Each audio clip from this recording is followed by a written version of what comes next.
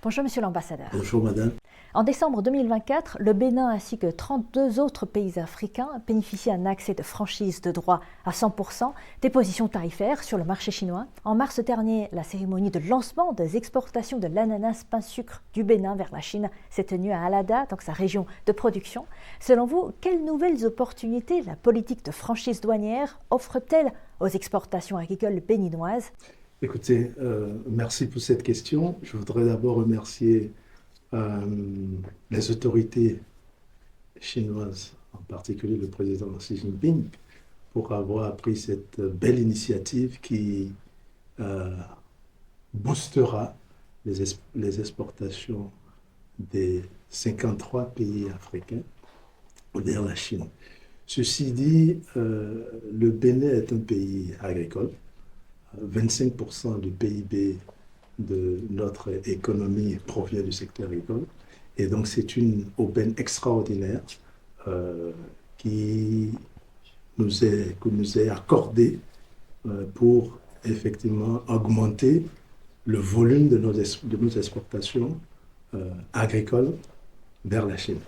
En ce qui concerne l'ananas, pour ne citer que cet exemple, l'ananas pain de sucre est un produit spécial, un fruit spécial qui ne pousse qu'au Bénin. Cette variété d'ananas ne pousse qu'au Bénin.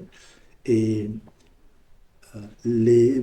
comme vous l'avez souligné tout à l'heure, déjà en décembre 2024, le Bénin bénéficiait de cette politique de tarif douanier zéro pour exporter vers la Chine. Et les politiques qui ont été mises en place depuis ce temps ont permis d'aboutir à la première exportation d'ananas pain de sucre vers la Chine.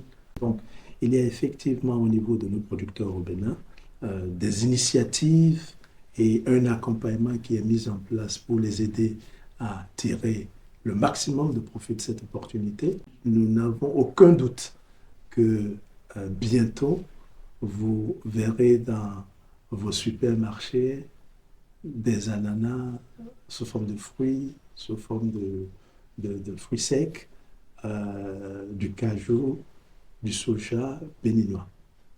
Vous avez visité plusieurs provinces chinoises et exprimé une haute considération pour l'expérience de développement de la Chine. Selon vous, dans la mise en œuvre de la vision 2060 du Bénin, quel enseignement utile peut-on tirer des pratiques de développement de haute qualité de la Chine? La Chine a fait son premier plan quinquennal en 1953 et est en train d'exécuter son 15e plan quinquennal. Et ce qui est intéressant pour faire le parallèle avec la Chine, dans le projet de société du président Obiang Wadayi, il s'inspire aussi de ce qui se fait en Chine. Et cette fois-ci, sur une période de 7 ans, le pays a été divisé en 6 régions. Chaque région développera une spécialité, et toutes les régions développeront l'agriculture, l'industrie, le tourisme et l'innovation.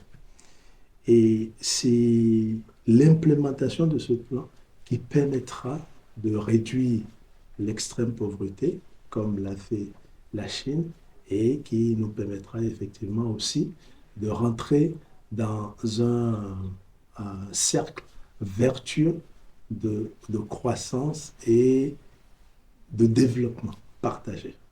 La coopération entre le Bénin et la Chine dans le domaine éducatif s'intensifie, avec notamment des universités comme l'université Jiaotong de Chongqing, qui ont formé plusieurs centaines d'étudiants béninois. Alors aujourd'hui, on voit la politique de franchise douanière approfondie, ces échanges économiques et commerciaux entre la Chine et le Bénin. Alors comment percevez-vous le rôle de passerelle que peuvent jouer ces étudiants connaissant bien les technologies et le marché chinois pour faciliter l'entrée des produits typiques du Bénin sur le marché chinois? La jeunesse béninoise et la jeunesse africaine qui étudie en Chine est une opportunité extraordinaire pour les deux, pour la Chine et pour les pays africains en particulier. J'ai eu l'opportunité de visiter moi-même l'université Jiaotong de Chongqing, où j'ai trouvé plein de talents béninois. Et ces talents béninois et africains feront le lien entre les entreprises africaines et le marché chinois. Pourquoi? Parce que non seulement ils comprennent la langue, ils pourront rentrer au pays, aider les entrepreneurs africains béninois à adapter leurs produits au marché chinois et ils pourront également aider à ouvrir, à développer le marché chinois pour le compte de ces entreprises béninoises et africaines. L'année 2026 est une année charnière pour la mise en œuvre du suivi du Forum sur la coopération sino-africaine, le FOCAC, et le Bénin a participé activement ces dernières années aux coopérations dans tous les domaines dans le cadre du Forum, réalisant donc des progrès notables allant des exportations agricoles vers la Chine et aussi vers les échanges humains culturels. Selon vous, comment l'approfondissement continu des 10 actions de partenariat insuffle-t-il une nouvelle dynamique au développement du Bénin ? Et aussi, comment le Bénin entend-il tirer parti de ses avantages politiques pour jouer un rôle plus actif et dynamique dans la coopération globale sino-africaine? Le plus important, c'est que le Bénin veut profiter de la taille et des opportunités qu'offre le marché chinois pour augmenter ses exportations.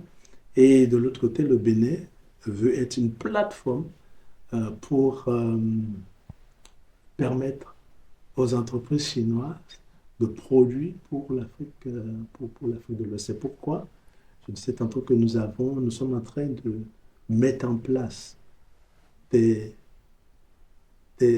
investissements, des infrastructures qui vont faciliter le commerce intra-africain et le commerce entre la Chine et l'Afrique.